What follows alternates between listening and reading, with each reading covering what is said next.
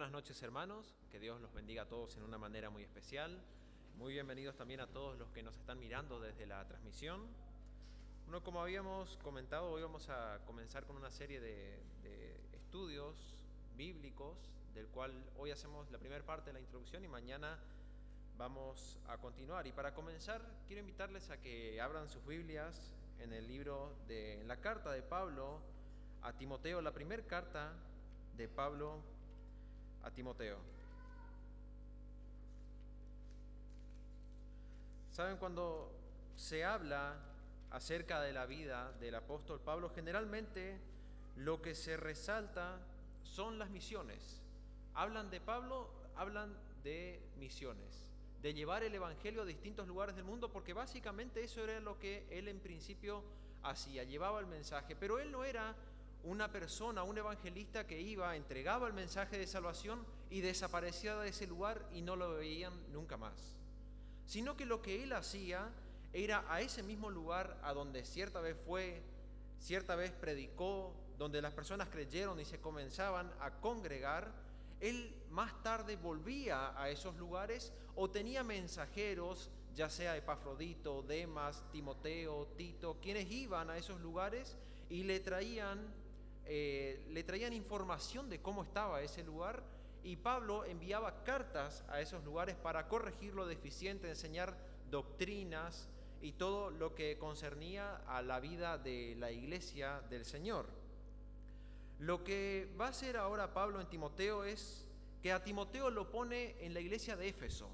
Y Timoteo está trabajando en el equipo pastoral de Éfeso y Pablo le va a escribir una carta a Timoteo mientras está en otro lugar, y dice en primera de Timoteo, el capítulo 3, versículos 14 y 15, Pablo le está diciendo a Timoteo: esto te escribo, aunque tengo la esperanza de ir pronto a verte, para que si tardo, sepas cómo debes conducirte en la casa de Dios, que es la iglesia del Dios viviente, columna y baluarte de la verdad. Esto te escribo aunque tengo la esperanza de ir pronto a verte, para que si tardo sepas cómo debes conducirte en la casa de Dios. Lo que Pablo le está diciendo a Timoteo es: Timoteo, yo tengo la esperanza de visitar Éfeso nuevamente, pero si yo tardo, quiero que sepas que todo lo que yo te escribo es para que sepas cómo debes conducirte en la casa de Dios. Y dice: la iglesia de Dios es columna y baluarte de la verdad. Son dos cosas distintas. Columna y baluarte no es lo mismo. Cuando hablamos de una columna, todos más o menos tenemos la idea de lo que es.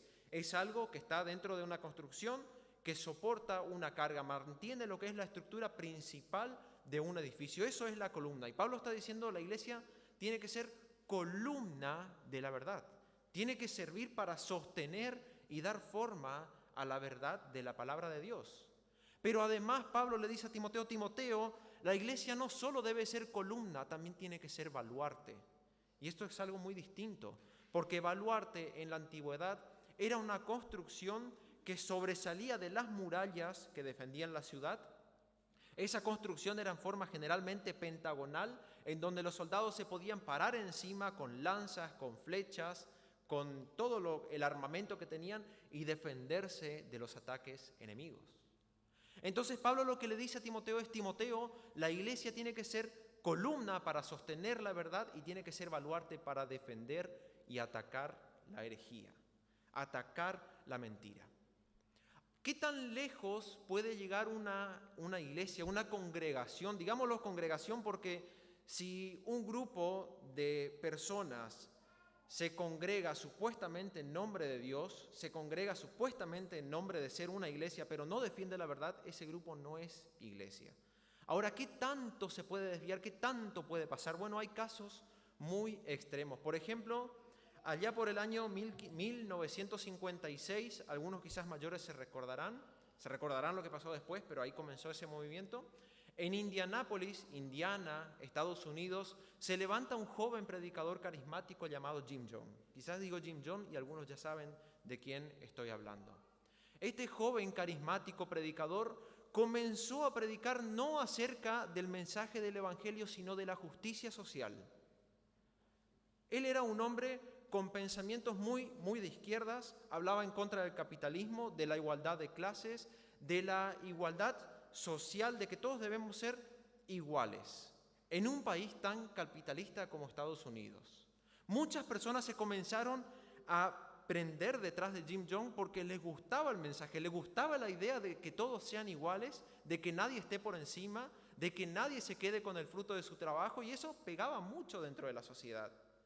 Y se comenzaron a juntar detrás de Jim Jones. Años más tarde, en el 1965, él se muda a California, al norte de Filadelfia, y 100 de sus miembros ya lo siguen. Y se mudan a ese lugar porque en ese lugar estaba Jim Jones. Simplemente por seguirlo. Miren el nivel de persuasión que tenía este hombre, que hacía que familias enteras se muden porque él se iba para allá, entonces ellos se iban detrás.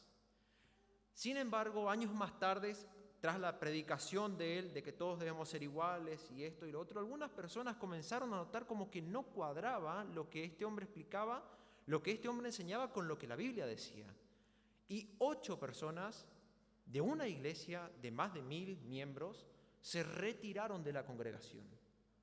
Si hay algo que Jim Jones odiaba, era el capitalismo y los desertores. Estas 8 personas que abandonaron esa congregación y se fueron, llevó a que Jim Jones convoque a toda la congregación y comience a hablar directamente en contra del capitalismo, directamente a decir que vienen en contra de ellos, y hablar directamente de que quizás lo que nosotros tenemos que hacer es irnos de este lugar y mostrar en un país distinto cómo se debería vivir como iglesia. Y ahí comenzó su idea de hacer un proyecto agrícola. Al año siguiente, él lanza este programa al cual él llamó socialismo apostólico y dice, vamos a mudarnos a otro país. Y se fueron a un país llamado Guyana, que se encuentra al norte de Sudamérica, limita con Venezuela, con Brasil, y en ese lugar se instalan con un grupo de más de 1000 personas que vinieron de Estados Unidos a vivir en ese lugar. Él a ese lugar, a ese pedazo de tierra de alrededor de 1500 hectáreas, lo llamó Jonestown, el proyecto de socialismo apostólico de Jim Jones.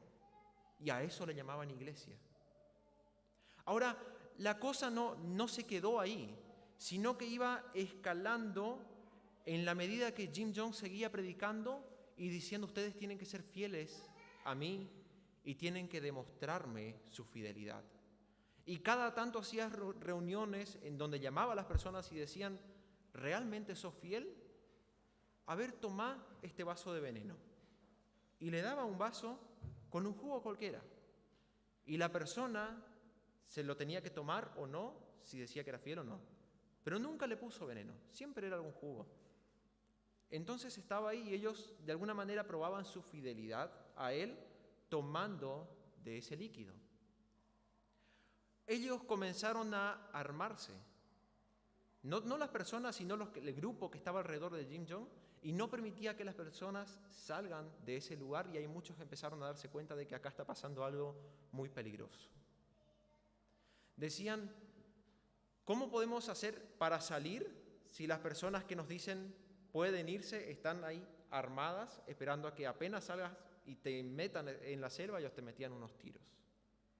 Algunos lograron escaparse y llevaron la noticia al Congreso de Estados Unidos y dijeron, nuestros familiares están allá y están encerrados y no pueden salir. Ahora, eran rumores que corrían, nadie sabía exactamente qué pasaba porque era como un estado independiente de Guyana, un lugar al que nadie tenía acceso, donde el líder máximo era Jim Jones. El congresista Leo Ryan notó esta preocupación de estas personas y decidió ir a ese lugar y ver qué estaba pasando en ese lugar. Un día llega a ese lugar con una comitiva de camarógrafos y ayudantes que recolectaban información, y al comenzar a hablar con las personas veían que las personas le decían, sí, estamos bien, la verdad esto es lo que siempre soñamos, lo que siempre esperamos, pero notaban que lo decían con mucho nerviosismo. Hasta que un hombre de los que estaban ahí se acerca a un camarógrafo y le da un papel, y en el papel decía, por favor, sáquenos de este lugar. El congresista enfrentó a Jim Jones con esto y Jim Jones no sabía muy bien qué responderle. Nerviosamente le dijo: vos ya sabés cómo son las personas, pero no hay problema. Así que el congresista le dijo: entonces me decís que todas las personas tienen la libertad de irse cuando quieren. Efectivamente, dijo Jim Jones. Bueno, ¿quién quiere irse? Y la gente no se animaba a levantar la mano. Solo algunos dijeron: me voy. Y salieron, y cuando llegaron a un aeropuerto muy precario que era de pista de tierra, que estaba ahí en Guyana, a unos 11 kilómetros de la sociedad, fueron alcanzados por los seguidores de Jim Jones con ametralladoras y fueron masacrados en ese lugar. Al congresista Leo Ryan lo encontraron muerto con más de 20 disparos. Entre ellos murió un camarógrafo, algunas de las personas que lo seguían intentaban escaparse también. Ahora Jim Jones sabía que esto traería repercusiones, sabía que esta noticia llegaría a Estados Unidos, entonces convoca a todas las personas y le dice: hermanos, vienen por nosotros. Y lo único que podemos hacer es para entregar un mensaje firme al mundo acerca de lo que es el socialismo apostólico, es un suicidio masivo. Así que vengan y vamos a realizarlo. Prepararon un jugo de uva con cianuro y comenzando desde los más pequeños, los niños fueron los primeros, comenzaron a darle poco a poco, iban cayendo muertos uno tras otro.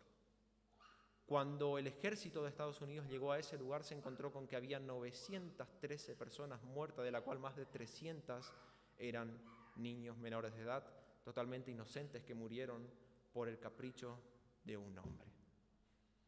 ¿Cuánto puede alejarse una congregación? Este es un caso muy extremo. Pero muchas veces, las congregaciones lo que hacen es aplicar el pragmatismo, es decir, lo que funciona. A Jim Jones ese mensaje le funcionaba, la gente lo seguía, la gente le era fiel. Y muchas veces los pastores, en su afán de conseguir un grupo de personas, venden el mensaje del Evangelio, dejan de predicar la verdad de la palabra de Dios, dejan de sostener la verdad de la palabra de Dios, porque ¿y si se van los jóvenes de la iglesia? ¿Y si a las personas no les gusta el mensaje del Evangelio y se terminan yendo? Porque por ahí, si implementamos esto de esta manera, a las personas les va a gustar y van a comenzar a venir a la iglesia. Sí, es verdad. Pero vas a vender, vas a dejar de ser columna y baluarte de la verdad de Dios solamente para acumular personas en un lugar. Nosotros tenemos que entender de que la palabra de Dios, la Biblia, no es un amuleto. No es un amuleto al cual nosotros solamente por tenerlo en nuestras casas, por tenerlo arriba de nuestra mesita de luz, entonces ya vamos a tener una protección adicional de Dios. Y si viene algún espíritu demoníaco, entonces le mostramos la Biblia y el espíritu demoníaco se va a ir. Cuando la palabra de Dios realmente es efectiva es cuando hay un entendimiento de la palabra de Dios por la persona. Acuérdense de Jesús. En cierta ocasión predicaba Jesús y estaba dando la parábola acerca del sembrador y dijo: en cierta ocasión un sembrador salió a sembrar y comenzó a arrojar semillas. Parte de esas semillas cayó entre pedregales, parte cayó entre espinos, parte también cayó en buena tierra. ¿Y dónde la semilla creció? La semilla creció solamente en buena tierra. Y la gente se fue con esto, pero los discípulos se acercaron a Jesús y le dijeron: Jesús, escuchamos todo lo que dijiste, pero ¿qué quieres decir con esto? ¿Qué quiere decirnos realmente lo que nos terminaste de explicar acerca del sembrador bueno? Dice Jesús en Mateo 13, 19. Cuando alguno oye la palabra del reino y no la entiende, viene el malo y arrebata lo que fue sembrado en su corazón. Este es el que fue sembrado junto al camino. Cuando alguno oye la palabra de Dios y no la entiende, ese es el que fue sembrado junto al camino. Viene el maligno y roba lo que fue sembrado y se queda sin fruto. Ahora el versículo 23 dice: mas el que fue sembrado en buena tierra, este es el que oye y entiende la palabra, y da fruto y produce a 100, a 60 y a 30 por uno. ¿Cuál es la diferencia entre la persona que da fruto y la persona que no da fruto? La diferencia es que uno entiende la palabra y el otro no entiende la palabra. tiene que haber meditación en la palabra de Dios en la vida del cristiano, meditación bíblica, lectura y meditación, porque en la lectura, meditación y entendimiento de la palabra de Dios es donde hay fruto. ¿Se acuerdan cuando después de que comenzaron a predicar a todo el mundo, había un etíope que se fue a Jerusalén a adorar y volvía leyendo el rollo de Isaías? Y volvía leyendo lo que nosotros hoy tenemos como Isaías 53. Mas él herido fue por nuestras rebeliones, molido por nuestros pecados, el castigo fue sobre él por sus llagas. Todo esto él iba leyendo y Felipe se le acerca a este hombre y le dice, Felipe, ¿qué le dice Felipe? Pero, ¿entiendes lo que lees? ¿Entiendes lo que lees? Y el etíope le dice, ¿cómo voy a entender si nadie no me explica? Entonces Felipe comienza a hablarle acerca de Jesús, quien era precisamente el que estaba representando en la profecía que él estaba leyendo en ese lugar. Y cuando hubo el entendimiento de la profecía y de quién era Jesús, este hombre fue salvo y pidió para ser bautizado. Dijo, aquí hay agua, ¿qué impide que yo sea bautizado? Hermanos, la palabra de Dios es nuestro sustento, nuestro alimento espiritual. Una persona muerta no necesita alimento, pero una persona viva, para seguir viva por un periodo de tiempo, necesita alimentarse físicamente. Espiritualmente pasa exactamente lo mismo.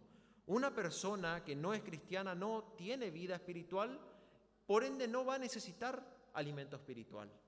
No lo va a necesitar porque está muerto. Lo primero que necesita es vida espiritual, es convertirse al cristianismo. Pero una persona que tiene vida espiritual necesita alimentarse. Dice 1 Pedro 2, del 2 al 3, desead como niños recién nacidos la leche espiritual no adulterada para que por ella crezcáis para salvación, si es que habéis gustado la benignidad del Señor. Como niños recién nacidos, la leche espiritual no adulterada. Y esta palabra espiritual en el original, en griego, es lógicos, que también significa de la palabra. Y la traducción de la Biblia de las Américas la traduce un poco más claramente porque dice, desead como niños recién nacidos la leche pura de la palabra para que por ella crezcáis para salvación. Como niños recién nacidos, la leche pura de la palabra para que por ella crezcáis para salvación.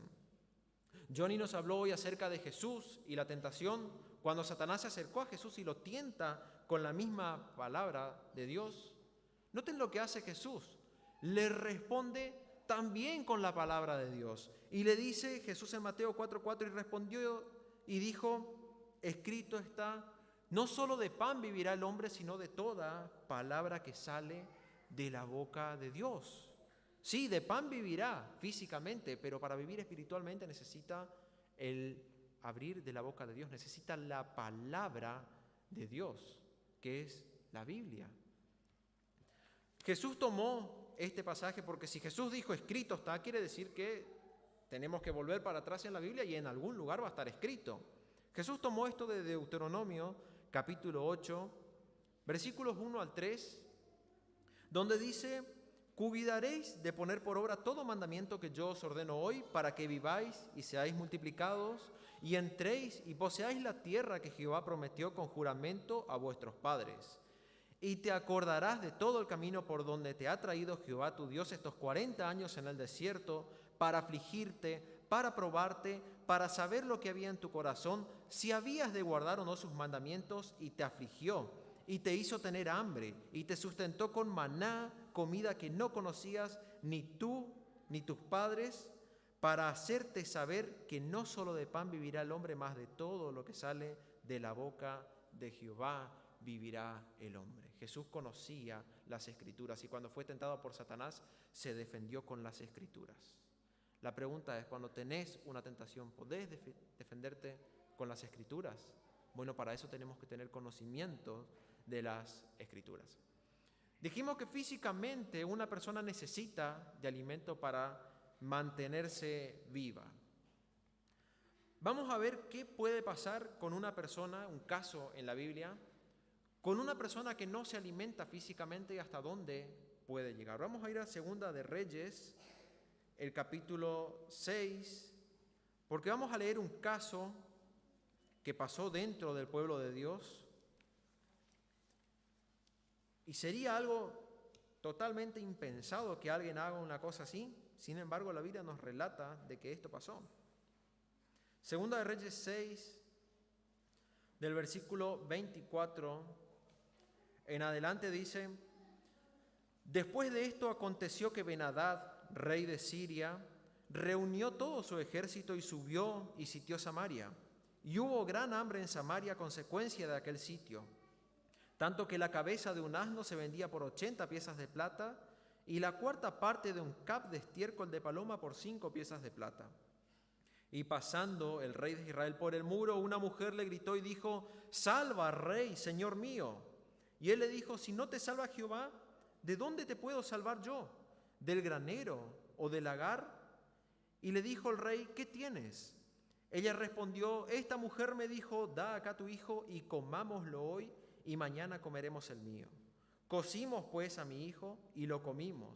El día siguiente yo le dije: da acá tu hijo y comámoslo, mas ella ha escondido a su hijo. Cuando el rey oyó estas palabras de aquella mujer, rasgó sus vestidos y pasó así por el muro, y el pueblo vio el cilicio que traía interiormente sobre su cuerpo, y dijo: así me haga Dios, y aún me añada si la cabeza de Eliseo, hijo de Safat, queda sobre él hoy. Algo totalmente impensado, una madre matando a su hijo para comerlo, para comérselo. A ese punto llegó el hambre que hubo en ese momento en Samaria.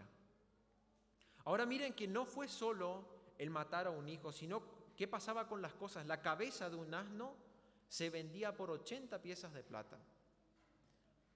Un cab de estiércol de paloma, que era más o menos el tamaño de un vaso, 200 mililitros, se vendía por 5 piezas de plata.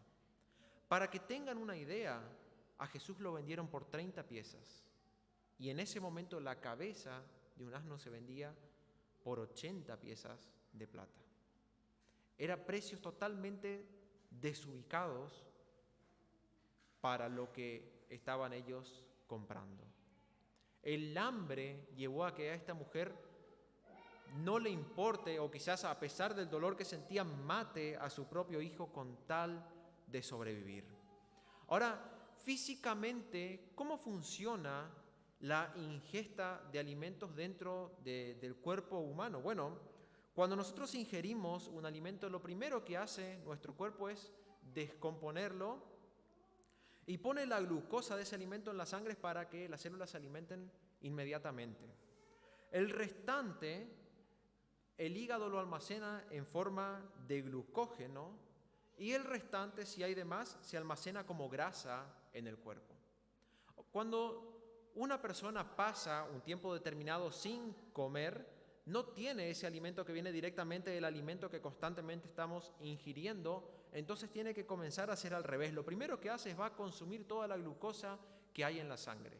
Una vez que se la termina, rápidamente va a pasar al glucógeno que está almacenado en el hígado y lo manda a la sangre para que alimente a las células. Una vez que eso se termina, va a pasar a un proceso llamado cetosis, en el cual nuestro propio cuerpo comienza a descomponer la grasa que tenemos almacenada alrededor del cuerpo y comienza a mandarlo a la sangre. Ahora esas son cadenas grasas muy largas, de manera que el cerebro no puede alimentarse de eso, y en ese momento comienza a fallar. Cuando nosotros ya entramos en este proceso, que es un proceso en el cual durante varias horas no ingerimos alimento, vamos a notar cómo nuestro cerebro empieza a fallar. Vamos a sentirnos lentos, vamos a tener quizás ataques de ansiedad, depresión, no nos vamos a poder concentrar bien porque nuestro cerebro no se está alimentando correctamente. Y cuando el cuerpo termina de consumir esa grasa, comienza a consumir las proteínas del cuerpo, hace un autocanibalismo, catabolismo se llama ese proceso. Espiritualmente pasa algo similar. Cuando un cristiano no se alimenta de la palabra de Dios por un tiempo prolongado, comienza a desesperarse aunque no se dé cuenta. Aunque no se dé cuenta, va a comenzar a sentir la falta de alimento. Y ahí es donde espiritualmente comienza a estar dispuesto a pagar 5 piezas de plata por estiércol de paloma. Hablando espiritualmente, es ahí donde la persona corre detrás de los profetas modernos, corre detrás de los predicadores de la prosperidad, corre detrás de todo eso que intenta suplantar lo que es la verdad de Dios, porque esa persona no está bien alimentada con la palabra de Dios. Si la persona estuviese bien alimentada con la palabra de Dios, se daría cuenta de que esas cosas serían una locura. Sería impensado perder tiempo en esas cosas teniendo la palabra de Dios en nuestras manos. La palabra de Dios, la Biblia, no solo debe ser nuestro sustento, porque nosotros no pensamos simplemente en sobrevivir. Quizás eso hacen los animales, pero nosotros no estamos pensando, a ver, con tal de que termine el día hoy, ya mañana veo cómo paso. Nosotros siempre tenemos la expectativa de un crecimiento. Cuando nosotros tenemos a un chico, no esperamos que ese chico esté gateando toda la vida. Esperamos que al pasar el tiempo, ese chico se pare, comience a caminar. Y a mí me pasa de que tengo sobrinas chiquitas, una empezó a caminar hace muy poco y la otra ya anda corriendo por todos lados. Y es el proceso normal. Si yo tuviese a mi sobrina de 2 años y medio y esa niña todavía no pudiese ni siquiera gatear, le debería llevar a un médico porque se espera que haya un progreso. De la misma manera pasa espiritualmente. Dice 2 de Timoteo, capítulo 3, versículos 14 al 17. Pablo le está escribiendo a Timoteo y le dice: pero tú persiste en lo que has aprendido y te persuadiste, sabiendo de quién has aprendido y que desde la niñez has sabido las Sagradas Escrituras, las cuales te pueden hacer sabio para salvación por la fe que es en Cristo Jesús. Toda la Escritura es inspirada por Dios y útil para enseñar, para redarguir, para corregir, para instruir en justicia, a fin de que el hombre de Dios sea perfecto, enteramente preparado para buena obra. Ahora miren para qué sirve la Escritura. A fin de que el hombre de Dios sea perfecto, enteramente preparado para toda buena obra. Nosotros sabemos de que humanamente, aunque caminemos y estemos en el camino de la santidad, no vamos a llegar a la perfección jamás en la tierra por el simple hecho de que somos seres humanos. Sin embargo, la palabra de Dios nos dice de que el caminar, el aplicar la palabra de Dios a mi vida es el camino de la perfección. Si yo pudiese aplicar el 100% de la Biblia a mi vida, entonces dice la palabra de Dios que yo podría ser perfecto, porque ese es el fin de la Escritura.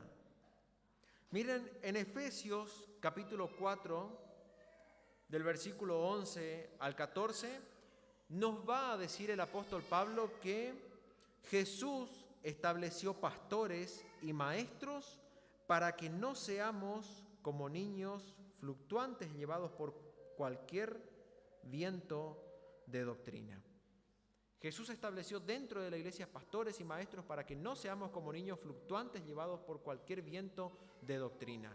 Cuando hablamos de fluctuante, quizás un ejemplo claro sería cuando nos vamos a pescar, tiramos la cañita al agua y está la boyita en el agua y vienen las olas del agua y comienzan a moverla y ella sube y baja. Acompaña el movimiento de las olas. Ahora lo que le está diciendo el apóstol Pablo es: Jesús estableció en la iglesia pastores y maestros para que no seamos como niños fluctuantes, movidos de un lado al otro por cualquier viento de doctrina. Doctrina es una enseñanza, es simplemente una enseñanza. Tenemos la doctrina de la salvación, la doctrina de la justificación, la doctrina del Espíritu Santo, y nos dice de que no seamos como niños fluctuantes llevados por cualquier viento de doctrina. Es decir, la función de los pastores y maestros dentro de la iglesia es dar la enseñanza tan claramente que la gente, cuando venga un viento de doctrina nuevo que no es bíblico, la gente sepa que tiene que permanecer en su lugar firme y no estar acompañando ese movimiento que pasó por ese lugar. De nosotros, los cristianos, se espera, como dijimos, un crecimiento. Dice el libro de Hebreos capítulo 5, versículo 12, el escritor a los hebreos: porque debiendo ser ya maestros, después de tanto tiempo tenéis necesidad de que se os vuelva a enseñar cuáles son los primeros rudimentos de la palabra de Dios, y habéis llegado a ser tales que tenéis necesidad de leche y no de alimentos sólidos. El autor de la carta a los hebreos nos está diciendo, después de tanto tiempo,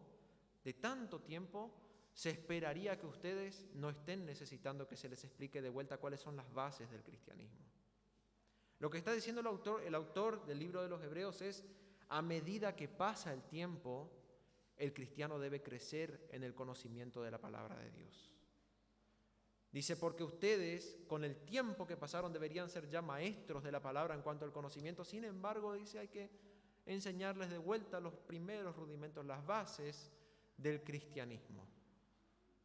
Y llegaron a ser tales, dice, que tienen necesidad de que se les dé leche y no alimento sólido. Se espera de cada uno de nosotros que tengamos un crecimiento en el plano espiritual y en el plano del conocimiento de la palabra de Dios. En cuanto a los obreros, a los que se encargan de enseñar la palabra de Dios, de dar la palabra de Dios con claridad, también hay mandamientos muy claros en la Biblia. Dice, 2 de Timoteo 2:15, Pablo le está escribiendo a Timoteo. Acuérdense que Timoteo está como pastor en la iglesia de Éfeso, en el equipo pastoral, está guiando a la iglesia. Y le dice, Timoteo, procura con diligencia presentarte ante Dios aprobado como obrero que no tiene de qué avergonzarse, que usa bien la palabra de verdad. Ahora noten que dice como obrero que no tiene de qué avergonzarse. ¿Por qué? Porque usa bien la palabra de verdad. Ahora vean que no le dice presentate ante Dios como obrero aprobado que ganó 1000 almas. Presentate como obrero aprobado que plantó 5, 6 o 1000 iglesias. Le dice, presentate ante Dios como obrero aprobado que usa bien la palabra de verdad. El objetivo, hermanos, de la persona que entrega la palabra, que predica, que enseña la palabra, es entregar fielmente la palabra de Dios. Y de los resultados se encarga Dios. De los resultados se encarga Dios. Yo no puedo ir a cambiar lo que dice la Escritura, porque a mí me parece que de esta manera, si yo digo esto de esta manera, va a ser más efecto en la persona, o si escondo estas partes de las Escrituras, entonces no va a ser tan chocante para el pecador. No, mi objetivo es entregar la palabra de Dios fielmente como es, y de los resultados se encarga Dios. En 1 Timoteo 4:13, Pablo le dice, entre tanto que voy, ocúpate de la lectura, la exhortación y la enseñanza. Entre tanto, mientras esperás, Timoteo, mientras estás en ese lugar y esperás a que yo vaya, ocúpate de leer, de estudiar la Biblia y de entregar la palabra de Dios con fidelidad al pueblo, porque vos estás en el equipo pastoral de la iglesia de Éfeso. Vamos a notar ahora cómo trata Jesús a la palabra, porque el hecho de cómo trate Jesús a la palabra es muy importante, porque Jesús es parte de la Trinidad, Jesús es Dios. Entonces lo que Él diga acerca de la palabra es sumamente importante para lo que nosotros pensemos acerca de la palabra de Dios. En Lucas capítulo 9, versículos 18 al 22, vamos a encontrar que Jesús está hablando a sus discípulos y dice, aconteció que mientras Jesús oraba aparte, estaban con él los discípulos y le preguntó diciendo, ¿quién dice la gente que soy? Ellos respondieron, unos Juan el Bautista, otros Elías y otros que algún profeta de los antiguos que ha resucitado. Él les dijo, ¿Y vosotros quién decís que soy? Entonces respondiendo Pedro dijo, el Cristo de Dios. Pero él les mandó que a nadie dijesen esto, encargándoselo rigurosamente y diciendo, y ahí presten atención, ¿qué les dijo? Es necesario que el Hijo del Hombre padezca muchas cosas y sea desechado por los ancianos, por los principales sacerdotes y por los escribas, y que sea muerto y que resucite al tercer día. Jesús está dando una revelación a sus discípulos acerca de su propia muerte. Lucas capítulo 9, versículos 43 al 45, la segunda mitad del versículo 43 dice, y maravillándose todos de las cosas que hacía, dijo a sus discípulos, haced que se os penetre bien en los oídos estas palabras. Jesús le está diciendo, hagan que les entre bien en los oídos lo que les voy a decir ahora. Porque acontecerá que el Hijo del Hombre será entregado en manos de hombres. Mas ellos no entendían estas palabras, pues les estaban veladas para que no las entendiesen y temían preguntarle sobre estas palabras. Nuevamente Jesús, notamos por segunda vez que Jesús a sus discípulos le dice, hagan que se les penetre bien en los oídos lo que les voy a decir, porque es necesario que el Hijo del Hombre sea entregado y muera y resucita al tercer día. Al menos por segunda vez tenemos registro de que Jesús dijo esto a sus discípulos. Lucas capítulo 18, versículos 31 al 34.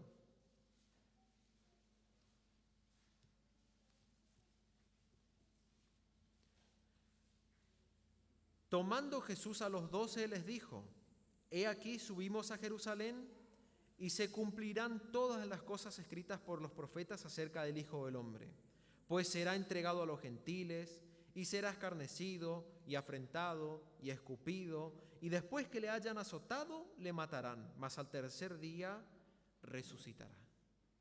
Nuevamente tenemos a Jesús hablando a sus discípulos y diciéndoles que era necesario que Él muera, que sea desechado por los ancianos, por los sacerdotes, que sea burlado, que sea muerto y que resucite al tercer día. Al menos 3 veces tenemos registros en la Biblia de que Jesús dijo esto a sus discípulos. Sin embargo, ¿qué pasó la noche en que Jesús fue tomado? Fue crucificado. La noche en que Jesús fue crucificado, se cumplieron muchísimas de las profecías del Antiguo Testamento, pero una de ellas era golpearé al pastor y las ovejas eran dispersas. Cuando Jesús fue tomado, sus discípulos se escaparon, desaparecieron de ese lugar.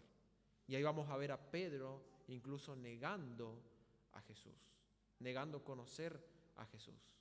Se dispersaron, se fueron todos de ese lugar. Jesús muere y ahora ellos están angustiados. ¿Pero qué pasó? ¿Jesús no le había dicho que era necesario que todo esto acontezca? Sabemos que Jesús al tercer día resucitó y mientras 2 discípulos se iban camino a Emaús, Jesús se aparece en medio de ellos y escucha lo que ellos están hablando. Ellos no sabían que era Jesús el que venía con ellos, porque sus ojos estaban velados para que no sepan que era Jesús. Pero ellos iban hablando entre ellos y Jesús se le acerca y les dice, ¿de qué están hablando ustedes? Y ellos que le responden, ¿acaso sos el único forastero que no sabe todo lo que pasó en Jerusalén? Este Jesús, que era hombre poderoso en milagros, fue arrestado, fue crucificado y fue muerto. Ahora, ¿qué esperaríamos de Jesús? Jesús era el Hijo de Dios, es el Hijo de Dios, es parte de la Trinidad, Jesús es Dios. Él podría presentarse y hablar directamente y sería palabra de Dios lo que Él diga. O incluso podía decirle, qué incrédulos que son, ¿acaso no les anuncié que era necesario que yo muera, que sea desechado y que resucite al tercer día? ¿Acaso no les anuncié que todo esto era necesario? Pero noten lo que hace Jesús. Lucas capítulo 24, del versículo 24 en adelante, los 2 discípulos todavía están hablando entre ellos y contándole a Jesús. Y le dijeron, y fueron algunos de los nuestros al sepulcro y hallaron así como las mujeres habían dicho, pero a él no le vieron. Entonces él les dijo, Jesús les dijo a ellos, presten atención a lo que les dijo, Oh insensatos y tardos de corazón para creer todo lo que yo les dije. Dice, para creer todo lo que los profetas han dicho. Oh insensatos y tardos de corazón para creer todo lo que está escrito en la Biblia. Jesús podría haber dicho, yo les anuncié, yo les dije, ¿por qué son tan incrédulos? ¿Por qué son insensatos? Y Jesús, pudiendo decirles que yo les anuncié, yo les dije, Él les dijo, ¿por qué son tan insensatos de no creer lo que la palabra de Dios decía acerca de mí? Y es muy interesante lo que hace Jesús, porque cuando yo ni leía hoy acerca de que Satanás tentaba a Jesús, ¿cómo se defendía Jesús?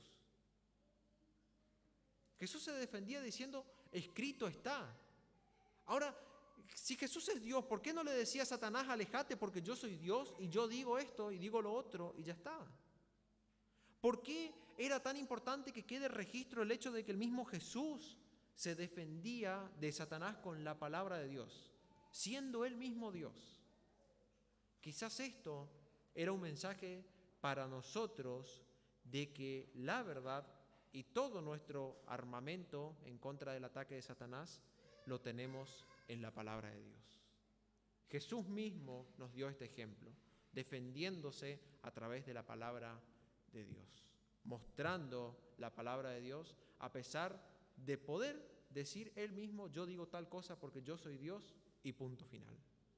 Él no lo hizo. Él apuntó a la gente a que vayan a las Escrituras, a que vayan a la Biblia, vayan a los profetas, lean lo que dice la Biblia, lean lo que dice la palabra de Dios, porque esa es la manera en la que el cristiano puede defenderse de las acechanzas del enemigo. Hay un enemigo muy importante que todos nosotros tenemos en cuanto a la palabra de Dios, a la verdad que está en la palabra de Dios, y somos nosotros mismos. Pablo le dice a Timoteo, en 1 Timoteo 4:16, ten cuidado de ti mismo y de la doctrina. Persiste en ello, pues haciendo esto te salvarás a ti mismo y a los que te oyeren. Pablo le dice a Timoteo, ten cuidado, ¿primero de quién? Primero, Timoteo, tené cuidado de vos mismo y de la doctrina, de la enseñanza fiel de la palabra de Dios. Pero sobre todo, tené cuidado de vos mismo, porque somos seres humanos. Por naturaleza somos orgullosos. Por naturaleza venimos con preconceptos, con ideas aprendidas, con costumbres que pasan de generación a generación y muchas veces, a pesar de que no tengan ninguna base bíblica, no las queremos soltar porque eso es lo que yo aprendí y listo. Entonces Pablo le dice a Timoteo, Timoteo, tené cuidado de vos mismo, tené cuidado de no enorgullecerte con lo que sabés. Tené cuidado de buscar bien la verdad en la palabra de Dios, de ser fiel en lo que predicás. Cuando Pablo estaba terminando su tercer viaje como misionero, él venía bajando por Europa y pasa nuevamente a Asia, donde llega a Éfeso. Al llegar a Éfeso, en realidad a un pueblo que estaba distante a Éfeso, manda a llamar a los ancianos de la iglesia de Éfeso porque se quería despedir de ellos. Quizás dentro de sí, él tenía la sospecha de que esa sería la última vez que le vería a ellos, porque al llegar a Jerusalén, él creía que lo arrestarían y le quitarían la vida. Entonces, como un último deseo, dijo, yo quiero que vengan todos los ancianos de Éfeso, acá donde estoy, a la playa, vamos a orar juntos, me voy a despedir de ellos y después me voy a Jerusalén. Y allá solo Dios sabe qué me va a esperar. Y vamos a ver qué dice en Hechos, capítulo 20, este pasaje.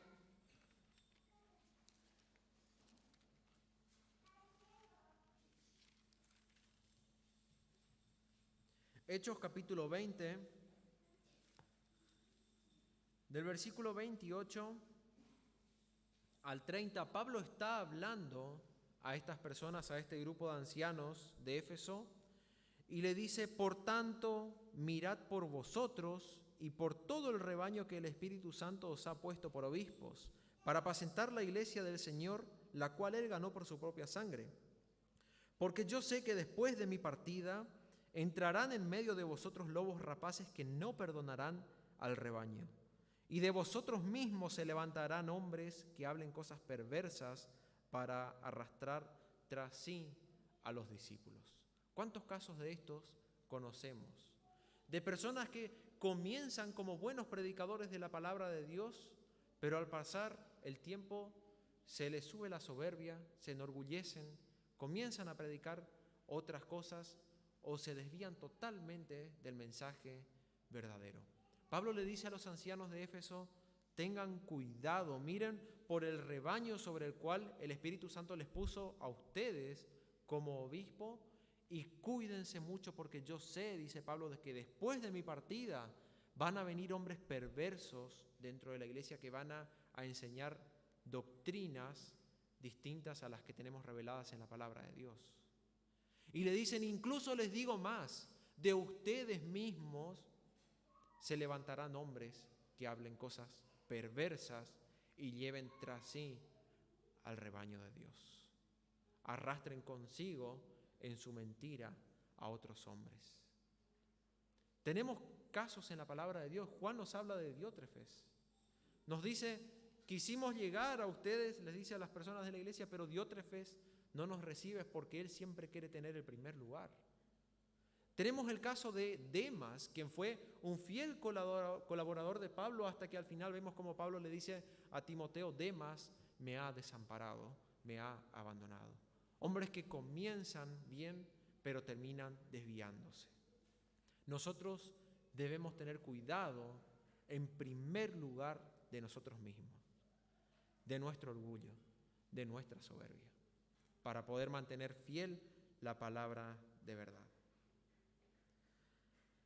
Hermanos, no crean algo solo porque aparenta venir de Dios. Muchas veces se hace esto. Viene un predicador, arma algo que parece muy espiritual y dice cosas que van en contra de la Biblia, pero como la gente no lo entiende y ve que ese predicador aparenta ser muy espiritual, entonces toman eso como una verdad. ¿Por qué? Porque aparenta venir de Dios, simplemente porque aparenta. Vamos a ir ahora a la palabra de Dios y vamos a ver a alguien que hablaba como de parte de Dios y todo el pueblo creía que él hablaba de parte de Dios. Segunda de Samuel, capítulo 16, versículo 23, el contexto nos va a relatar que el rey David estaba cayendo de su trono y Absalón lo estaba tomando. Su hijo Absalón estaba en contra de David, buscaba matarlo para quedarse él con el trono. El rey David tenía sus consejeros, sus profetas, por decirlo de alguna manera, que lo aconsejaban a cada momento, en cada decisión que él tomaba. Uno de esos hombres era Agitofel. Agitofel era visto por el pueblo como el hombre que cuando hablaba era Dios mismo el que estaba hablando. El problema fue que cuando David decidió huir para no enfrentarse a su hijo y matarlo, aunque podía hacerlo, porque Dios lo iba a ayudar y podía hacerlo, pero él no quiso por ser su hijo, él decidió huir. Agitofel se quedó del lado de Absalón. Dejó de ser un fiel sirviente de David para pasar a ser un sirviente de Absalón. Dice 2 de Samuel 16, 23, y el consejo que daba Agitofel en esos días era como si se consultase la palabra de Dios. Así era todo consejo de Agitofel, tanto con David como con Absalón. El versículo nos está diciendo, nos relata que para el pueblo escuchar a Agitofel era palabra mayor. Cuando hablaba Agitofel, el pueblo decía: silencio, porque está entregando palabra de Dios. Ese era el concepto que el pueblo tenía de Agitofel. Segunda de Samuel 16, versículos 20 al 22, ¿cuál fue el consejo de Agitofel para Absalón en esa huida que había emprendido David? Entonces dijo Absalón a Agitofel: dad vuestro consejo sobre lo que debemos hacer. Y Agitofel dijo a Absalón, viene el consejo del hombre que hablaba como si fuese de parte de Dios: llégate a las concubinas de tu padre que él dejó para guardar la casa. Y todo el pueblo de Israel oirá que te has hecho aborrecible a tu padre, y así se fortalecerán las manos de todos los que están contigo. Entonces pusieron para Absalón una tienda sobre el terrado, y se llegó Absalón a las concubinas de su padre ante los ojos de todo Israel. Todo el pueblo esperaba que cuando Agitofel hable, esa sería palabra de Dios. Y Agitofel le dice a Absalón: lo que tenés que hacer, Absalón, es mostrar al pueblo que entre vos y tu papá no hay más arreglo. ¿Cómo vas a hacer eso? Tu papá huyó, pero dejó a sus concubinas a cuidar la casa.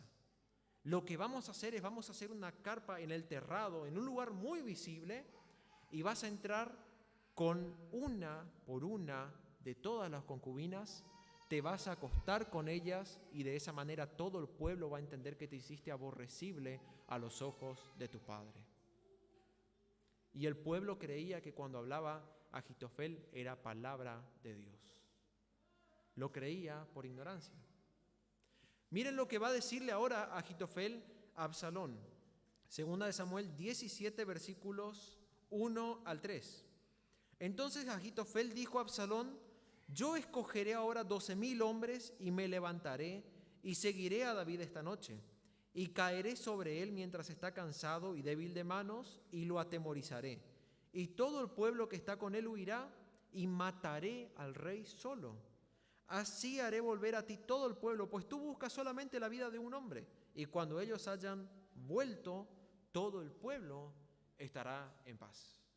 Ahora, el siguiente consejo de Agitofel, este hombre que para el pueblo era la voz de Dios, es: Absalón, permitidme juntar a 12,000 hombres, yo voy a perseguir a tu padre que se está escapando, lo voy a asaltar de noche, y cuando su ejército, que era un pequeño ejército, se desparrame, lo voy a tomar a él solo y lo mato, y problema resuelto.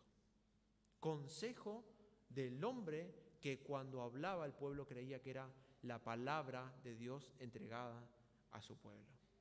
Quizás si el pueblo tuviese un poquito de conocimiento de lo que pasó anteriormente en la cueva cuando David perdonó la vida a Saúl, o cuando lo encontró durmiendo a campo abierto y fue y simplemente tomó su lanza y la llevó a otro lugar más lejos para demostrarle cómo él le perdonó la vida en 2 ocasiones, no se atrevió a tocar al rey. A pesar de que ese rey Saúl ya había sido desechado por Dios, él no lo tocó, no lo mató, y ahora viene un hombre dando consejos de que quiero matar al rey David. Y el pueblo creía que era palabra de Dios.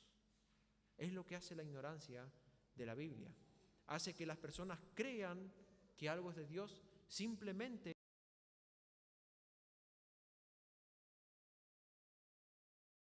está hablando, es muy espiritual. Entonces debe ser verdad lo que dice, aunque no tenga base bíblica. Y pasa, hermanos.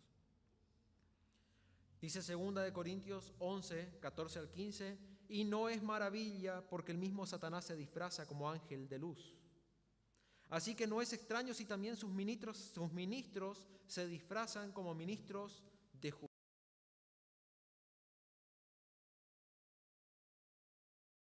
Extraño, dice. Si el mismo Satanás se disfraza como ángel de luz, no es extraño que sus ministros se disfracen como ministros de justicia. Pero la única manera de detectarlos es filtrarlos con la palabra de Dios. Es la única manera. Hermanos, cuando hablamos de demonios, principalmente en el Nuevo Testamento hablamos de demonios, vamos a notar que Jesús y algunos de sus apóstoles expulsaron a demonios de algunas personas. Sin embargo, después del libro de los Hechos en adelante vamos a ver que la atención no se centra en las personas endemoniadas. La atención se centra en las doctrinas de demonios. Doctrinas de demonios son enseñanzas. Hoy en día no es tan peligroso que entre una persona endemoniada y se ponga a revolcarse, a escupir, a vomitar dentro de la iglesia, como que venga alguien que parezca venir de parte del Señor y entregue una doctrina demoníaca y haga que el pueblo se vaya tras ella. Y no esperen, hermanos, que una doctrina demoníaca sea vamos a hacer un sacrificio de una gallina para Dios o algo parecido. Cuando Pablo habla acerca de doctrinas de demonios, dice, prohibirán casarse, mandarán abstenerse de alimentos que Dios creó para que con acción de gracias participemos de ellos, legalismo, libertinaje, eso es doctrinas de demonios. Satanás no va a venir a enfrentarte directamente con algo que te asuste, va a tratar de pararse a tu lado y desviarte lentamente a uno de los lados para que dejes de mirar al soberano Dios. Nuestra única manera de saberlo y de ser una iglesia fiel que es columna y baluarte de la verdad es conociendo la verdad de Dios, la palabra de Dios. Hay en la vida de Pablo, en su segundo viaje como misionero, un ejemplo que es muy claro de dos ciudades vecinas, Tesalónica y Berea. Esto se encuentra en Hechos 17, capítulo 1 al 7. Nos relata cómo Pablo va predicando ciudad por ciudad después de haber entrado a Europa. Y dice, pasando por Anfípolis y Apolonia, llegaron a Tesalónica, donde había una sinagoga de judíos. Y Pablo, como acostumbrada, fue a ellos y por 3 días de reposo discutió con ellos, declarando y exponiendo por medio de las Escrituras que era necesario que el Cristo padeciese y resucitase de los muertos, y que Jesús, a quien yo os anuncio, decía él, es el Cristo. Y algunos de ellos creyeron y se juntaron con Pablo y con Silas. Y de los griegos piadosos gran número, y mujeres nobles no pocas. Entonces los judíos que no creían, teniendo celos, tomaron consigo a unos ociosos, hombres malos, y juntando una turba, alborotaron la ciudad y asaltando la casa de Jasón, procuraban sacarlos al pueblo. Pablo llega a la ciudad, comienza a predicar, comienza a dar enseñanzas claras de las Escrituras, y muchas personas que se negaron a recibir la palabra de verdad, comenzaron a juntar hombres ociosos, hombres vagos, alborotadores. Juntaron a todos estos hombres, fueron a la casa donde ellos estaban parando, alborotaron la casa para sacarlos afuera y matarlos. Sin embargo, la Escritura nos dice que ellos pudieron escaparse de ese lugar y Pablo bajó y llegó hasta la siguiente ciudad, hasta Berea. Ahora miren cómo cambian las cosas en Berea. Hechos 17, versículos 10 y 11. Inmediatamente los enviaron de noche a Pablo y a Silas hasta Berea. Y ellos, habiendo llegado, entraron a la sinagoga de los judíos. Presten atención a lo que dice ahora. Y estos, hablando de los de Berea, eran más nobles que los que estaban en Tesalónica. ¿Por qué eran más nobles? Pues recibieron la palabra con toda solicitud, escudriñando cada día las Escrituras para ver si estas cosas eran así. ¿Por qué los de Berea eran más nobles que los de Tesalónica? Porque Pablo se paraba y predicaba, y ellos tomaban la Escritura, buscaban, escudriñaban, estudiaban y veían si realmente lo que Pablo decía era así. Noten que Pablo tampoco dice, eran más nobles pues recibieron la palabra con toda solicitud. No se quedó ahí, sino que dice, escudriñaban, investigaban, estudiaban para ver si lo que Pablo decía era verdad, para ver si las profecías que Pablo mencionaba realmente decían lo que él estaba diciendo. Hubo un tiempo en la historia del cristianismo, porque llevamos 2000 años de cristianismo. Desde que Jesús se fue ya estamos ahí cerca de los 2000 años de historia eclesiástica. Y hubo muchos años en los cuales la Biblia estuvo privada para el pueblo, por distintos motivos. Primero y principal, por el analfabetismo que había. Segundo, porque las lenguas eran muchas en todo el mundo y la Biblia estaba escrita solamente en el idioma original. Y tercero, porque a la iglesia le interesaba y mucho que la gente no conozca la Biblia, porque era un gran negocio. Allá por el año 1500, un poquito más, un hombre llamado Martín Lutero comenzó a estudiar acerca de la palabra de Dios, y mientras él iba estudiando, él era un monje que se encargaba en muchos casos incluso de la enseñanza de la palabra de Dios. Él llegó a Romanos, llegó a Gálatas, y estudiando esas cartas, principalmente esas cartas, entendió que el justo vivirá por fe. Sin embargo, cuando salía a la calle, veía gente enviada por la misma iglesia vendiendo papeles en la calle que decían: este es el certificado de entrada al cielo. Esta es una indulgencia con la cual podés sacar a tu pariente, el que vos elijas del purgatorio, solamente vale tanto. Y le ponían precio a un papel, el cual ellos firmaban y sellaban para que vos o algún pariente tuyo que estaba en el purgatorio pueda salir de ese lugar y llegar a la presencia de Dios.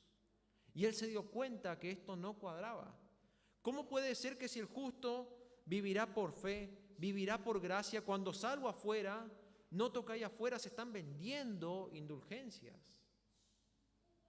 Noto que la iglesia no solamente pone como base de la fe la Biblia, sino que pone también la tradición, pone también los concilios y pone también la autoridad infalible del Papa. Y se hacían millones vendiendo indulgencias, porque las personas, la única información que tenían acerca de la Biblia era la que llegaba a través de estos hombres. Lutero pensó de que esto debía ser debatido, de que debían hablar acerca de esto, y clavó sus famosas 95 tesis en la puerta del castillo de Wittenberg, llamando a los estudiosos de la época, a las personas que conocían el idioma, a que vayan a ese lugar y debatir esto. Decía: vamos a hablarlo, hermanos, vamos a ver si realmente es así como dicen, si realmente la palabra del Papa es infalible, si realmente una indulgencia puede sacar a una persona del purgatorio, si realmente existe el purgatorio. Vamos a hablarlo, vamos a sentarnos y vamos a hablarlo. Sin embargo, cuando esta noticia llegó a Roma, al Papa no le gustó para nada lo que este hombre estaba haciendo y lo mandó a llamar. Él se fue con toda la esperanza de que cuando llegaría a ese lugar, él podría plantarse delante del Papa, y creía que el Papa no estaba al tanto de lo que estaba pasando, y él creía que él podría explicarle lo que estaban haciendo en su tierra, y el Papa lo entendería y corregiría el rumbo de la iglesia. Sin embargo, no se lo permitió. En 1521, lo que se conoció como la Dieta de Worms era una reunión a la cual convocaron a Lutero. Había mucha gente en ese lugar, y estaba Carlos V, el emperador del Sacro Imperio Romano, el hombre más poderoso de la tierra, frente a él. Y lo único que le preguntó a Lutero, Lutero fue con toda la esperanza de que él podría explicar lo que escribió, y lo único que le preguntó el emperador fue: ¿estos libros que están en la mesa son tuyos? Sí, dijo Lutero. ¿Te retractás de lo que escribiste? Fue su única pregunta. No pudo presentar defensa. No pudo decir absolutamente nada, y todos esperábamos que en ese momento Lutero diga: yo no me retracto nada, pero Lutero no sabía qué hacer.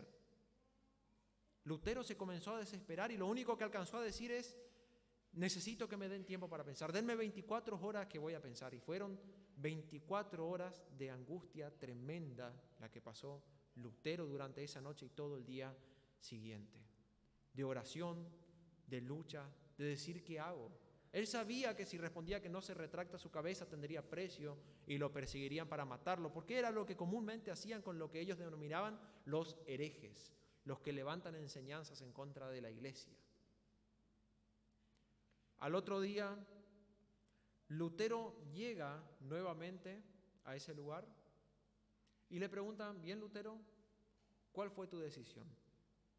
¿Te retractás acerca de lo que escribiste?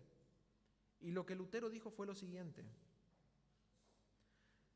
si no se me convence mediante el testimonio de las Escrituras y claros argumentos de la razón, porque no le creo ni al Papa ni a los concilios, ya que estos han demostrado que a menudo han errado contradiciéndose a sí mismos, por eso, por los textos de la Sagrada Escritura que he citado, estoy sometido a mi conciencia y ligado a la palabra de Dios. Por eso no puedo ni quiero retractarme de nada, porque hacer algo en contra de la conciencia no es seguro ni saludable. Dios me ayude. Amén. Es lo único que alcanzó a decir. Y él sabía que a partir de ese momento su cabeza tenía precio. Cualquiera que lo mate sería felicitado por la Iglesia romana. Él se salvó simplemente porque unos amigos a la salida de ese lugar decidieron secuestrarlo y llevarlo a un lugar alejado donde nadie lo encontraría, y en ese lugar lo mantuvieron por un buen tiempo, mientras su trabajo en ese tiempo fue traducir la Biblia al alemán y entregársela al pueblo, para que a partir de ese momento todo el pueblo tenga la Biblia en su mano y no vuelva a ser engañado por los líderes de turno. En lo que a nosotros nos concierne la Biblia en español, tenemos que saber que uno de los lugares donde más fuerte fue la Inquisición, la persecución y la matanza de cristianos fue en España. Se pusieron puestos en todos los puestos fronterizos de España, puestos tipo como de aduana, donde controlaban todo el equipaje de cualquier persona, y si alguien por algún motivo intentaba meter alguna traducción de la Biblia dentro de España, esa persona era enviada a la cárcel, sería torturada y luego de eso muerta. Era lo que le esperaba a todos ellos. Hubieron varios intentos de traducir la Biblia al español en esa época que fueron destruidos en su totalidad por la Iglesia romana. Pero hubo un hombre que se llamaba Juan Pérez de Pineda, quien tradujo el Nuevo Testamento al español, y se dice de ese Nuevo Testamento, aunque hoy en día ya no hay registros porque la Iglesia alcanzó a destruirlos todos, pero se dice que esos Nuevos Testamentos son de la mejor calidad que hubo hasta el momento en cuanto a la fidelidad respecto al idioma original. Juan Pérez de Pineda estaba fuera de España. Ahora lo que él necesitaba hacer era meter esos Nuevos Testamentos dentro de España para que el pueblo pueda tenerlos en español, dentro de España, pueda tener las Escrituras en sus manos. Para eso lo ayudó un hombre llamado Julián Hernández, o como le conocían en su momento, Julianillo, un hombre bajo de estatura, muy flaquito, que le dijo: yo te voy a ayudar, yo voy a hacer eso por vos. Y lo que se le ocurrió fue lo siguiente: hacer barriles como si fuese que llevaba vino, y tenían en el fondo un doble piso, de manera que en ese doble piso, en el fondo, ponía todos los Nuevos Testamentos, y de ahí para arriba cargaba el vino. Y él era una persona que comerciaba con vino. Sin embargo, cuando entraba dentro de España, sacaba los Nuevos Testamentos y comenzaba a repartirlos. Esto pasó hasta que en cierta ocasión lo descubrieron debido a que alguien lo delató. Él fue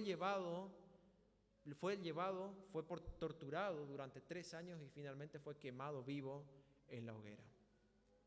Julianillo es muy importante dentro de la historia porque uno de los lugares que él ocupaba como depósito dentro de España era un convento de monjes en donde vivían en comunidad unos 40 monjes, y entre ellos habían 2 que son de interés muy particular para nosotros: Casiodoro de Reina y Cipriano de Valera. Ellos, al ver que Julianillo había sido secuestrado y muerto, sabían de que no le quedaba mucho tiempo hasta que los tomen a ellos. Tuvieron que escaparse, salir al exilio y deambular por toda Europa, yendo de Inglaterra, Alemania, Italia, Francia, recorriendo lugar por lugar, escapándose para que no los atrapen. Mientras tanto, Casiodoro comenzó a traducir el Antiguo Testamento al español con la idea de: si ya tenemos el Nuevo Testamento de Juan Pérez de Pineda, yo voy a traducir el Antiguo Testamento, lo junto, y el pueblo entero va a tener la Biblia en español. 12 años pasó Casiodoro de Reina recorriendo toda Europa, escapándose de las persecuciones y traduciendo el Antiguo Testamento al español para que tengamos la Biblia completa. Y cuando terminó, se dio cuenta de que ya no quedaba ningún Nuevo Testamento de los de Juan Pérez de Pineda porque lo habían confiscado y destruido por completo. Sabía que ahora, si quería seguir con su trabajo, debería él mismo traducir el Nuevo Testamento al español. Y lo hizo. Pasó 8 años más. 20 años de su vida traduciendo la Biblia por completo al español, hasta que al fin Casiodoro de Reina presentó su versión en español de lo que se conocía como la Biblia del oso. ¿Por qué se conocía como Biblia del oso? Porque en su portada tenía el dibujo de un oso, el cual estaba parado junto a un árbol.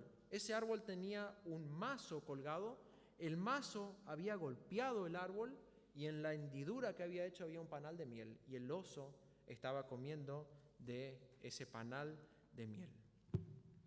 Después de esto, Cipriano de Valera, que era un gran traductor también de la Biblia, tomó la versión completa de la Biblia del oso de Casiodoro de Reina, la revisó durante 20 años, versículo por versículo, para en el 1602 presentarnos la primera versión de la Biblia Reina Valera, traducida por Reina, revisada por Valera. Y se conocía como la Biblia del cántaro, porque en su portada había 2 hombres y un árbol, y uno estaba con un cántaro regando el árbol, y de alguna manera lo que decía es: Casiodoro sembró, yo regué, pero el crecimiento lo da Dios. Después, como nuestros idiomas son idiomas vivos y al pasar el tiempo hay palabras que caen en desuso y hay palabras nuevas que se comienzan a usar, se hicieron varias revisiones. Las más conocidas son la de 1865, la de 1909, la que nosotros más usamos, que es la que yo tengo, la 1960, después tenemos la 1995, la 2015. Tenemos varias revisiones de esta misma palabra. Ahora la pregunta es: ¿está de acuerdo Dios con que usemos traducciones de la Biblia? ¿O deberíamos estudiar el idioma original e irnos al original a leer la Biblia en el original? Bueno, recordemos que Jesús y los discípulos que después fueron los apóstoles utilizaban la Septuaginta. ¿Qué era la Septuaginta? Una traducción del Antiguo Testamento, que era todo lo que ellos tenían, que estaba escrito en hebreo, una traducción al griego. Ellos utilizaban la Septuaginta, una traducción del Antiguo Testamento, porque el hebreo fue un idioma muerto ya para esa época después del exilio. Dice Pedro en la carta primera de Pedro, capítulo 1, versículos 24 y 25, porque toda carne es como hierba y toda gloria del hombre como flor de la hierba. La hierba se seca y la flor se cae, mas la palabra del Señor permanece para siempre. Y esta es la palabra que por el Evangelio nos ha sido anunciada. Y para finalizar, algo que no les comenté, en la Biblia del oso, la primera versión que hizo Casiodoro de Reina, al pie de ese árbol donde estaba el oso, tenía una Biblia abierta, el dibujo de una Biblia abierta, y en la Biblia decía: la palabra del Dios nuestro permanece para siempre. Hermanos, busquemos día a día ser como iglesia columna y baluarte de la verdad, para que no seamos como niños fluctuantes llevados por cualquier viento de doctrina. Vamos a ponernos en pie en esta noche para concluir. Padre amado, te damos gracias en esta noche por las ricas bendiciones que nos das, Padre, porque permitiste por tu gracia que tengamos la Biblia en nuestro propio idioma, Padre, en un idioma que podamos entender, Padre, que podamos buscar más de ti, que podamos estudiar más de ti, Señor. Te pedimos que nosotros como iglesia le demos el valor que realmente tienes, Padre, que nos ayudes a ser columna y baluarte de tu verdad, Padre, y no solo aquí en este lugar, Padre, sino también en cada uno de nuestros hogares, Padre, que cada familia se comporte como columna y baluarte, que te busque en fidelidad, Señor, que busque aprender más de tu palabra y que busque la verdad en tu palabra, Padre. Te pedimos que te quedes con nosotros en el resto de esta noche y nos guardes a cada momento. En el nombre de Cristo Jesús. Amén.